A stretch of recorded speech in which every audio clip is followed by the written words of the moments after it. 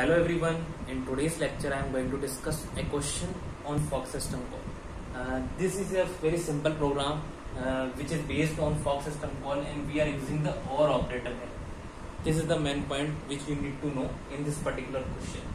So as we discussed, Fox system call create a clone of itself, or you can say it is creating a copy of itself. So when this C or C++ program compiled and execute, and this first, if this condition execute, okay, this first time this Fox system faced by the compiler, it will immediately creates child process. This process is itself, and there is a C1. That is clear. After creating the child, there is a OR condition, and you already know this is 0 and this is 1. In case of OR operator, if one of them is 0, we will going to execute another one. Okay, any one of them can become 0, any one. If both of them is 1, that is good. Both of them is 0, only in that case we are false, otherwise we are true. Okay, so in the case of parent, it will immediately enter into the if condition. So it will create parent itself and the C2. Clear? And it will exit. But C1, which is this is giving 1 and this is giving 0. Because it is giving 0, then in case of that we will execute this one also.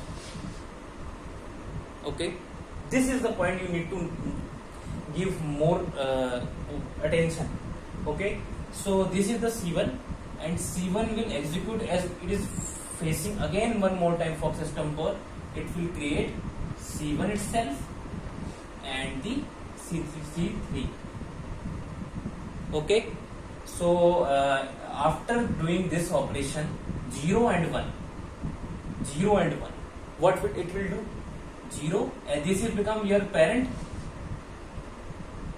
this is your child. Clear